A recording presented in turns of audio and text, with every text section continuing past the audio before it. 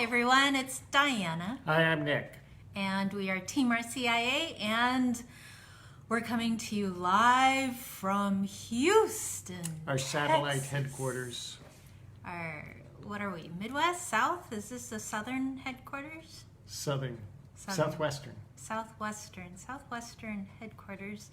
We should get you a map of the United States so you know where everything is. So what's in Houston, Nick?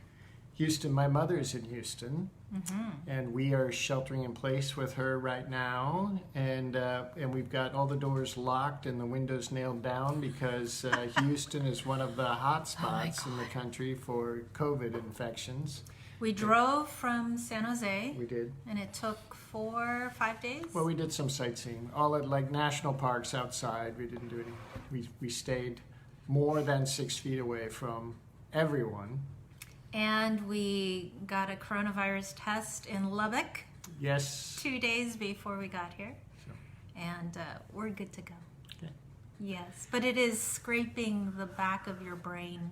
That's what they do. The COVID test, yes. I saw a sign on Facebook, the sign, a meme on Facebook. The sign said COVID test in the rear, and then the person wrote, "Oh, wow, I thought it was a nasal swab." Yes, well. Okay. Anyway, we are coming to you to talk about a question that we got. We actually wrote a blog post about this, but we thought it might be a good topic to discuss on Facebook Live, which has to do with once the pandemic is over and once we can gather back together, how do we handle the reception of candidates into the full community of the Catholic Church? And I just put the link to that blog post. Oh, we got to remember we're looking at that thank you. thingy there. Okay, so I put the link to the blog post there, and I'll put another link in a little bit there for you. But I know many of you are starting to somewhat open up your churches and actually celebrate some of the sacraments that have been delayed or postponed since earlier this year, since so many centuries ago, which is what it feels like.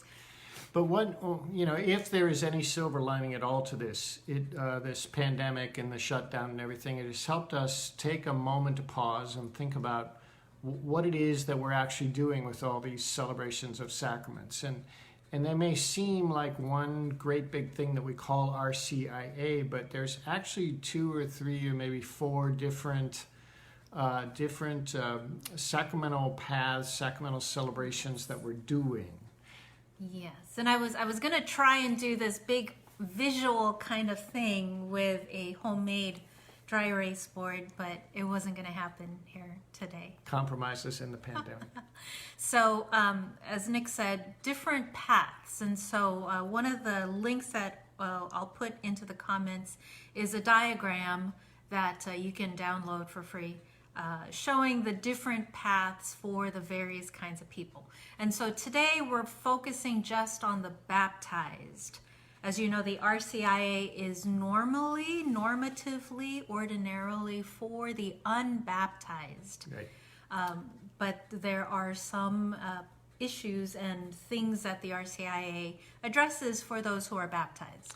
And correlatively, the Easter Vigil is mostly for the unbaptized. Now, there are some pastoral compromise kinds of situations in which we might celebrate sacraments with baptized people at the Easter Vigil, but it's not the norm. It's not supposed to be the norm. And so because of the coronavirus pandemic, we are out of the norm for everybody. So it's kind of a good time to look at, well, what is the right and vision for celebrating sacraments with baptized people? So within the baptized, do you want to talk about the 4 different kinds of people we have? If I can remember them all. So, it's right here. Okay. Here's your cheat sheet. There are, there's 2 big divisions, and then those are separated each into 2. So the first big division is catechized baptized people and uncatechized baptized people. And then within those, there's the catechized baptized Catholics and the catechized baptized people from other traditions, Lutherans, Methodists, Protestants, things like that. So those are the 2, the catechized are kind of like one big group. divided into Catholics and others. And then the other big group is uncatechized, and same divisions, uncatechized baptized Catholics and uncatechized baptized others, baptized Lutheran or Methodist or whatever. And we have to, the formation path for the catechized, no matter where they're from, is going to look kind of similar to each other.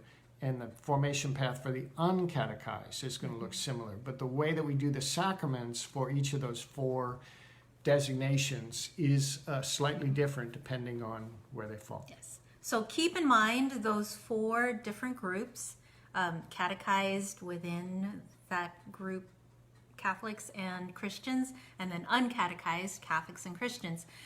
Then you have to layer on top of that two different paths, a ritual path, so what we're going to look at what rituals we're doing, but also a catechetical path, the formation aspect that you impose on those categories there.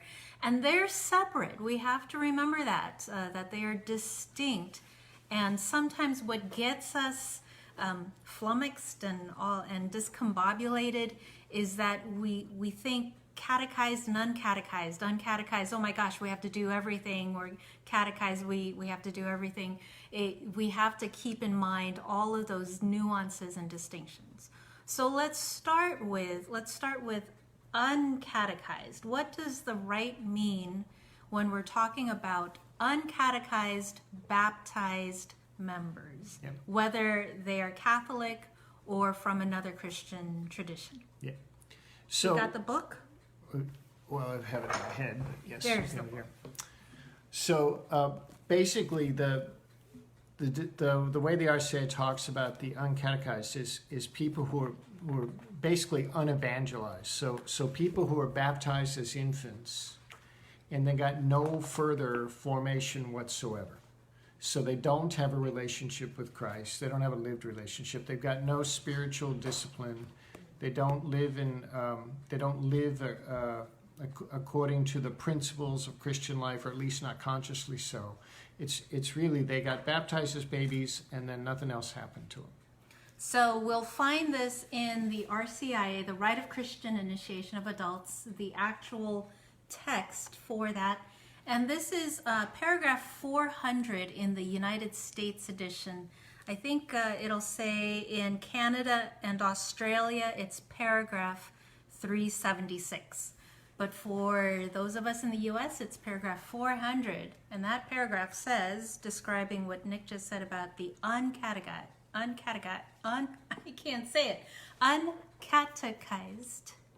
the following pastoral guidelines concern adults who are baptized as infants, either as Roman Catholics or as members of another Christian community, but did not receive further catechetical formation, nor consequently the sacraments of confirmation and Eucharist. And so they had zero contact with the Christian community, whether Catholics or another Christian denomination. They never really went to church on a regular basis. They never went to a Catholic school. They didn't really have any kind of relationship. They didn't go to their Baptist vacation Bible school. They didn't, none of that. So really they are basically unevangelized. And our path with them is to evangelize mostly. That we're trying to bring them into a relationship with Christ. Now most of our RCIA teams don't really encounter these truly uncatechized baptized folks. They're not rare exactly, but we see way fewer of them than we do like Lutherans who are married to Catholics, or somebody who had some religious upbringing in his Baptist church and went to college and met some Catholic friends, and now he's interested in becoming Catholic. Yeah. Those kinds of folks are more common than the truly uncatechized. So what the implication is then for us is that the rites and the guidelines that are in this book for the baptized typically don't apply to most of the people in our RCIA process, because most of the people in our RCIA process are catechized, Yeah. right? And paragraph 400 says that what you do with these people who need to be uncatechized, that's what is in here. So if we're using these rites for catechized folks, then we're using the rite incorrectly. Now, these rights are going to get a little complicated, and so go to the link where the blog post is, and there on that blog post is a chart, flow chart, where you can download all this. But what we want to keep in mind is, for any baptized person, all of the rites in the ritual book, except for the sacraments themselves, are optional. So the rite of welcoming. And not every country has all these rights. So some of these are specific to the U.S. But we do know that Canada and Australia sometimes use the rights that are in the U.S. edition. So things like the rite of welcoming of the candidates, the rite of the call to continuing conversion, which is a parallel to the election rite, things like that are optional rights. It says optional right there in the table of contents. And they're optional for use with the uncatechized. They're not for use at all with the catechized baptized candidates. And we tend to do that. Because they're in there, we tend to use them with all the baptized candidates. And if we're going to use them, the only place it's appropriate to use them is with the truly uncatechized baptized candidates. So those who are catechized according to the rite, catechized is kind of a very technical term. It doesn't mean they know everything that they need to know. Yeah. It means the opposite of what paragraph 400 said, that they have had some acquaintance with the Christian community, that they have had some kind of connection. Not a full, not a complete, not a master's level kind of knowledge of the Catholic faith, but they have had some kind of relationship with Christ, even minimally. Yeah. The example we often get is, like they celebrated First Communion, and then they dropped out after that. Their families dropped out, and so they're not prepared to live the Christian life, and that's true. They're going to need a lot of formation, and there are a lot of children who I know this who celebrate First Communion who are truly uncatechized. They don't have a relationship with Jesus. They're just doing a family photo opportunity almost. It's not really a true conversion to Christ. But there are children for whom it is a very spiritual experience and a true conversion to Christ, and they have that relationship, and then that the depth of that relationship kind of stops at a primary level, at a childhood level, and it never really grows past that. But it's still a real relationship. It's still a real catechesis, if you will, a lived catechesis in Christ. And so that person is going to need a lot more formation than somebody who's married to a Catholic, been going to Catholic Mass for 10 years, grew up as a Lutheran, participated in all the Lutheran stuff. That person's going to need less formation. But they're both considered catechized for the sake of the rites. Yes. That's what's important to understand. The catechetical path and the ritual path are two different things. But when we're talking about do they have a relationship with Christ, if the answer to that question is yes, then they're considered quote-unquote catechized for the sake of the rites. The theological principle behind this is that it is the whole thing about conversion and the sacraments and the rituals is not about our worthiness, not about whether we know enough or deserve it or have taken the initiative. That's not the point. It's that God in Christ has already been working in the heart of this person in front of us, regardless of what they have done. As long as they have had some encounter with the Christian community, we recognize that encounter changes a person, even if they don't know it, because it's the Holy Spirit's work, not our work. It's the Spirit working on that person. And so we have to recognize and honor that. And that is what the church really technically means about catechized. Has the Spirit been encountered in this person's life in some way through the Christian community? Yeah. All right. Right. So the rites then, the optional rites in Part 2 of the RCIA for the baptized uncatechized candidates, the language about all those rites is all about bringing people to that encounter with Christ. It's all about, sort of a first crossing over to now start a formation process which recognizes that we've just begun to have an encounter with Christ. And so the language in there does not apply really to those who already have a relationship. That's why those rites are not appropriate for them. For folks who are catechized, and again, there's a broad understanding of what we mean by that, but for folks who are baptized catechized, if they are not Catholic, the only rite that they celebrate is the rite of reception into the full communion of the Catholic Church. And that rite of reception, as soon as they're received into the full communion of the Catholic Church, we automatically celebrate with them the sacraments of confirmation and Eucharist. It's part of the rite of reception into the full communion. And that's the only rite that's in the RCIA that's for them. And that rite is ordinarily celebrated at a Sunday Mass. It's not celebrated at the Easter Vigil. Now it is celebrated at the Easter Vigil in our practice, but it's not really in the RCIA that way. We've kind of squeeze that in, even though it's not given to us in the RCIA itself, really. Yes, and so again, for those who are Christian, the only rite that is required for them, if they are catechized, is the rite of reception. And your priest who receives that, the profession of faith from that person, automatically has permission from the bishop to celebrate confirmation. So you don't have to contact your diocesan bishop to get permission for your priest to confirm your Lutheran or your Episcopalian or whoever it is that you're, the Christian that you are receiving into the full communion. That's different for Catholics who are catechized, who baptized Catholics, who have not celebrated confirmation or Eucharist. Yeah.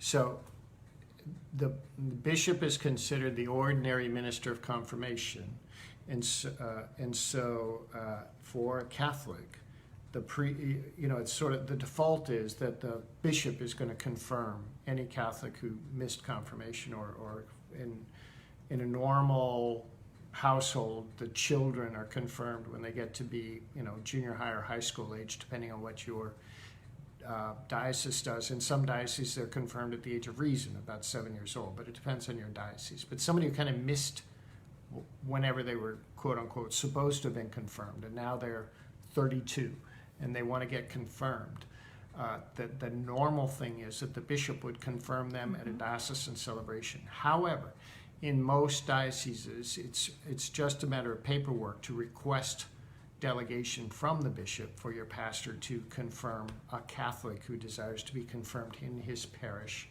at a Sunday liturgy. So that's, even though the bishop is ordinarily the one, most bishops will grant, faculties will grant delegation to the pastor to do that confirmation. And so for your Catholics who have not celebrated confirmation and Eucharist, and they've gone through formation and they're very catechized, again, you do not celebrate any of the rituals that are in here with them. Right. Nothing, nada, nothing at all. The rites. How many rites do we celebrate on there? Zip. Okay.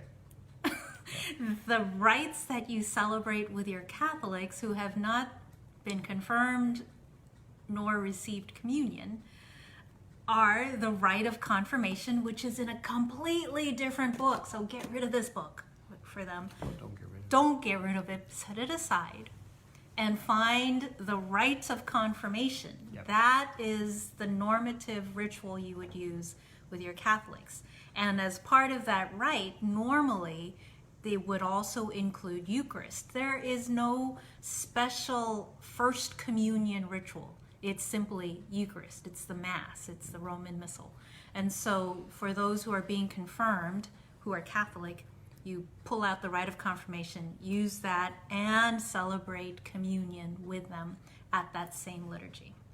Okay. And those sacraments that we celebrate with the baptized, catechized Catholics would be the same sacraments that we celebrate with the baptized, uncatechized Catholics when we get to that part.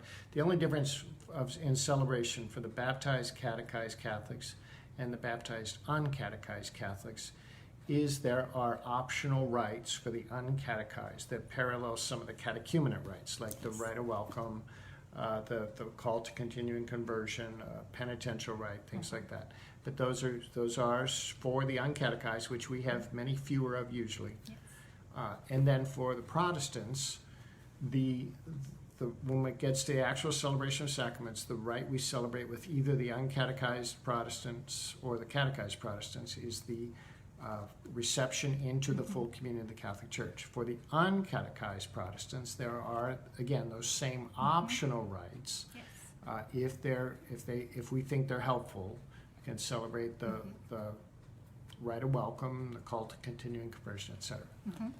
So those optional rites, as the title suggests, are optional. Means now optional again is another nuanced word. Optional does not mean automatically celebrate it, and it does not automatically mean dismiss it. Don't celebrate it. You have to look at the person in front of you to see, would this ritual make sense for them in their particular circumstance. And so typically if they are a Lutheran who has been coming to your parish for the last 5 years because they're married to a Catholic spouse and now they decide they want to become Catholic themselves, there's no reason for you to celebrate a rite of welcoming. Right. Well, they're already there. What are you welcoming them to? It's not appropriate for them. Now, I know a lot of times people say, oh, well, then we're not doing anything special. You know, they're missing out. It's the FOMO syndrome, fear of missing out for our poor catechized, baptized Lutherans and Episcopalians and all of those people. Can't we do something special for them? And so then we automatically go to the rites here because they're really beautiful, but they're not for them. Here are the special things that we can do for them. So Sunday Mass, baptized people would not be dismissed from Sunday Mass, so they can celebrate the full experience of the Sunday Mass. They can't yet come to communion, but they can offer the sacrifice of praise at the Eucharist. They can offer the intercessions, and so they can participate, pretty fully with us at Sunday Mass.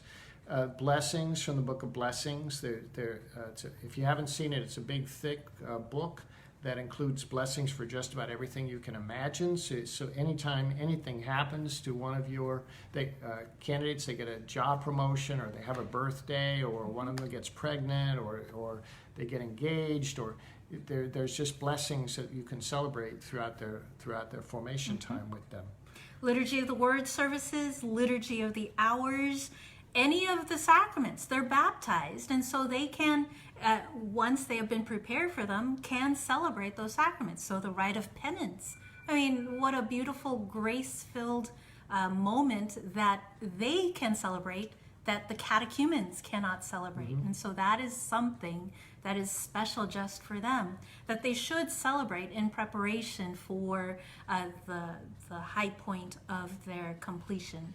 So matrimony, adoration. So all of these are special things we can celebrate for and with the baptized, catechized candidates. Yeah, it's a little bit like the story of the prodigal son. The prodigal son comes home and the older son is like, well, where's my party? And the dad says, well, your whole life's a party. You've been part of the family this whole time.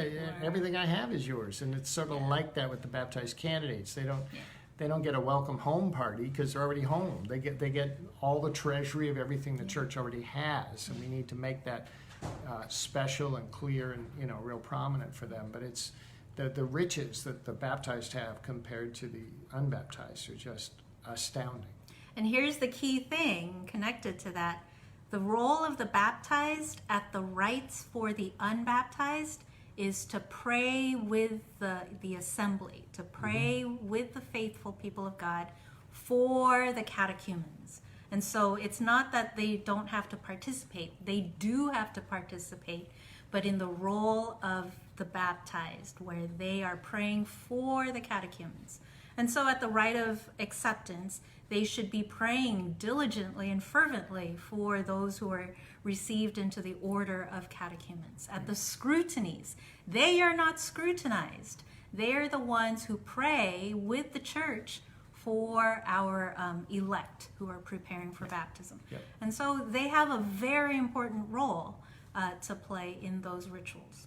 And again, when we do celebrate the sacraments with them, those sacraments would ordinarily be celebrated at a Sunday liturgy, probably an ordinary time, maybe an Easter time, depending on who and what sacraments, but not at the Easter Vigil. The Easter Vigil, and again, there's pastoral exceptions. If a family member has someone getting baptized and they're being received into full communion, there is a way that we can celebrate that, so they're celebrating together.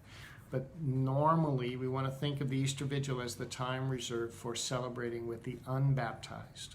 So one of the principles for that is that we don't want to put any further burden on those who are ready to be part of the communion of the Catholic Church. So for our Christian sisters and brothers, we don't want to say, oh, you got to go through an entire RCIA year before you can be one of us. They're already one of us. We just have to formalize that unity with them. So don't make them wait. Do it as soon as you can. Right? And we did a lot of twists and turns. There's a lot of distinctions. But if you go to the blog post, and so it's laid out a little more clearly there. And there's also the flow chart that will help you sort of see where everybody goes. And then you can always contact us by email if you have questions. So nick@teamrci.com or diana@teamrci.com, and we can help you figure out if you're having, sometimes somebody's a real unicorn and there's something weird about their situation. We can help you talk through that if you need some more guidance. But, these months in quarantine, and for those of us in the Northern Hemisphere, our summertime, and for those of you in the Southern Hemisphere, your wintertime, these are great opportunities for us to go back to what the rite says and kind of reassess, have we been following the vision of what the rite is doing, and what can we do now that everything has been broken apart and nothing is normal? Yeah. What can we do to help get back to the normative way of doing the rite? And so I hope that is a good encouragement for you. And download that diagram. I did it like years and years ago. But I think it's pretty helpful to help you figure out who goes where and what and all of that. Okay. All right. Okay, everyone. Are we good? Yeah, I think so. Yeah. Wear your masks. Wear your mask. Don't make me come to wherever you are 6 feet apart with my mask on and make you put your mask on. Please wear your mask. That's the only way we're going to get through this. All right. Yes.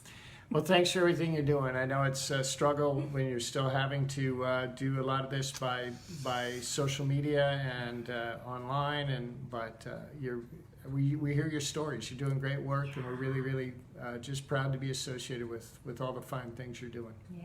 So we'll see you hopefully next week with more fun stuff to look at. In the meantime, wash your hands. All right, everyone. Take care. All God right. bless. Bye. Bye-bye. Thank you.